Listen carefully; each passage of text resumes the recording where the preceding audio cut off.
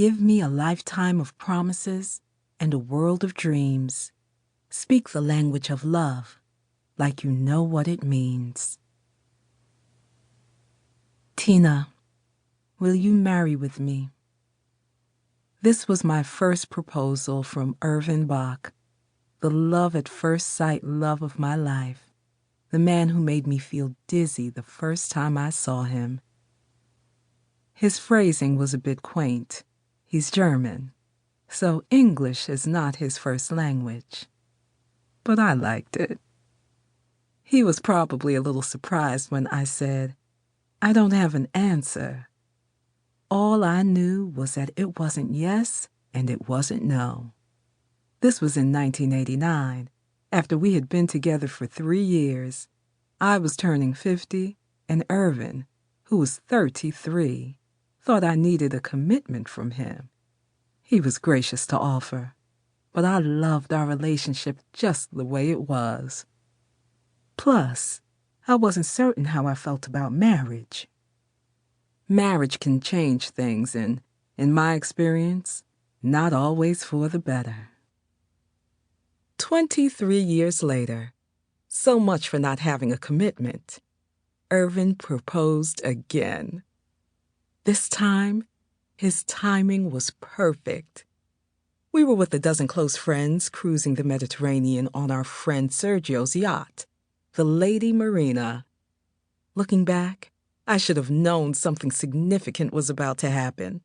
We were somewhere very pretty, but it wasn't romantic enough for Irvin. I found out later that he consulted Sergio, who suggested we sail to the Greek island of Scorpios. "Irvin, this is the best place I know for a most romantic moment," Sergio promised him. That night, as the yacht changed direction and began speeding through the water to a new destination, I asked, "Where are we going, darling?" Irvin was vague and pretended not to know, which should have been a dead giveaway because Irvin always knows everything. The following morning, I awakened to the sight of beautiful Scorpios, the former Onassis retreat, with Jackie's famous blue-doored bathhouse silhouetted on the shore. We spent a lazy day on the boat. I always found a shady spot to protect my skin while everyone else was basking in the sun, then separated to get ready for dinner. When we gathered with our friends for cocktails, all the men were wearing white.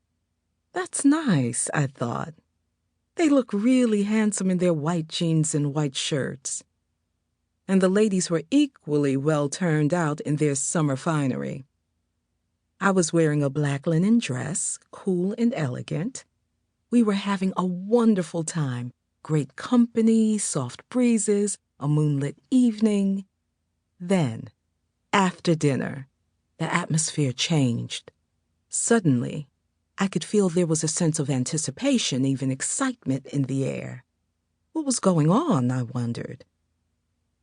I noticed that everyone had their eyes on Irvin, who walked up to me and knelt down on one knee. He was holding a small box in his outstretched hand, a timeless gesture. "I asked you before. Now I'll ask you again. Tina, will you marry me?" He said it in perfect English this time. The men were wiping their eyes. I couldn't get over that they were crying. And the women yelled, "Woohoo!" as I answered him with an emphatic yes. In that moment, I was saying yes to Irvin and yes to love, a commitment that didn't come easily to me. I mean, here I was at the age of 73, and I was about to be a bride for the first time. That's right, for the first time. My name is Tina Turner, and I was married to Ike Turner, but I was never a bride. Let me tell you about my wedding to Ike, if I can even call it a wedding. I wasn't the kind of girl who fantasized about growing up and having a big wedding. Sure, I imagined I would get married someday, but we didn't know about fancy weddings back in Nutbush, at least not the kind where the bride wore white and a veil and all the trimmings. I don't remember any ceremonies like that because my parents and all my aunts and uncles had already gotten married by the time I came along, or they never married.